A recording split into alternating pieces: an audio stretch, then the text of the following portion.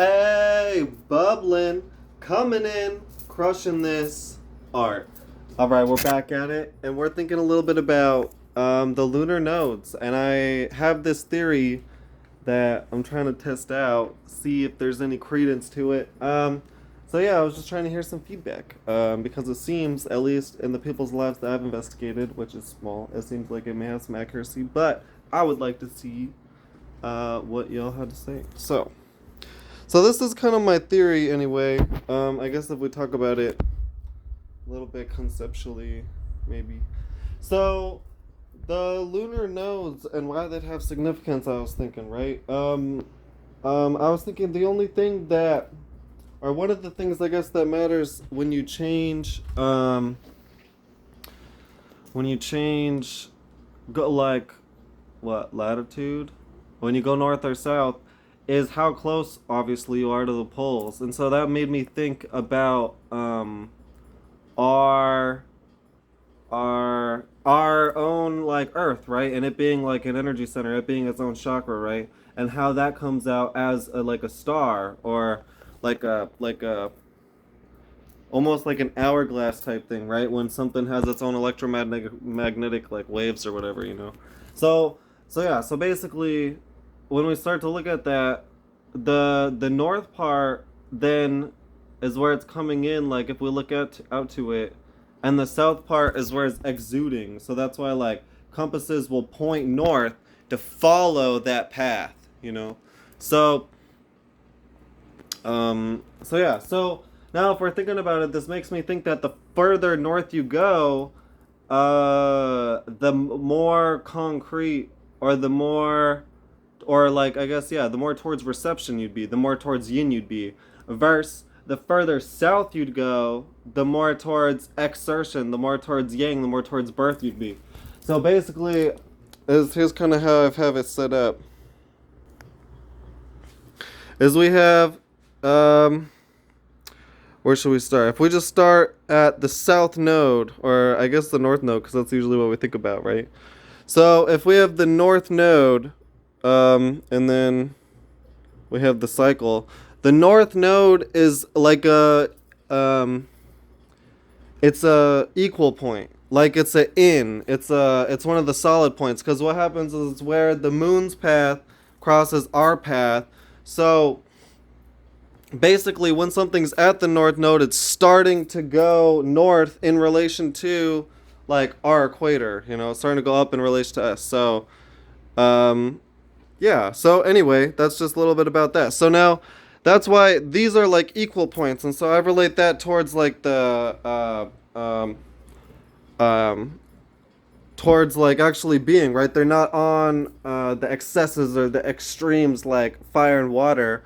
So that's why I gave these two symbolisms of earth and air being for the north node and south node. And then if we follow the north node to the most northern point, right, the most yin point, this is where I put the Roaringsea.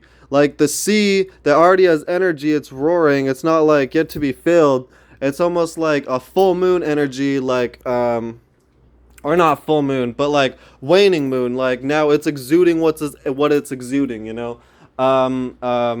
Like kind of like that. You're going to be caught in the nature you're going to be caught in. And that leads to birth, the south node, which I described as Cupid, being more so like air, or like the way I look at it is, Cupid is almost air with like the tether of earth, you know, like he's kind of has this body, but at the same time, when I think about like Cupid, or what that would be, like just being love, like having this Luciferian, this love for life, this you know, this childlike energy, and just like wanting all this love to happen, right? It's almost like this dreamer energy, like this young, childlike energy, you know what I mean? So yeah, so that's kind of what I envision for that, is the bit of earth, to where it's not necessarily all a passion. It's kind of calm, cool, and collected a little bit, kind of dreamy, like you know. Just like the Thinkingman is more so like all like collected. And once we get to the north node, the bit of earth with a tiny bit of air, like the Thinkingman, right? We think about like that pose, that famous pose. You like probably know what I mean. To where it's like it just is what it is. Like this is the point where you're kind of like in an action, and you're kind of like um um um wait.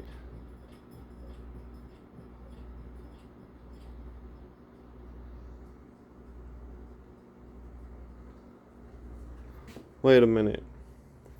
Because if we're going from the north node, we did the furthest north point, the Roaringsea, and then the south node, we're going back into the yin to the springs of fire. And then it's just strange for me that that would hit the Thinkingman again. But that's just how I go to it. It's almost like it winds down.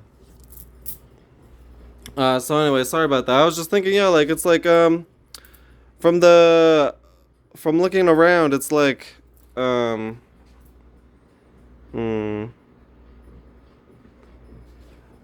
it's like it's kind of backwards, right? Because when we see the planets travel, at least zodiacally, we see them go this way from the north node. So when they're 45 degrees or 90 degrees north is when they're like at the highest point north, or 90 degrees from the north node, right? So yeah, but when they travel around, it goes to like the highest point yin, and then it starts to get yang, and then it's all yang, and then yeah, it starts to get yin, and then it's all yin. You know what I mean? It's kind of the flow to it. But anyway, so yeah, so going back to it, like Cupid is like yeah, we talked about that. It's kind of that really dreamy, cool, calm, cool, collected energy. But then we get to the springs of fire, which is pure fool energy, right? So it's almost like Cupid, it's almost like you have a bit of yourself, right? If you have like planets or attributions here, it's like there's kind of a bit of personality, but it's a lot of fledging, right? Sea of Springs of Fire, it's all fledging. You know what I mean? It's all it's all like full energy. It's all learning, right? There's no kind of set path, right?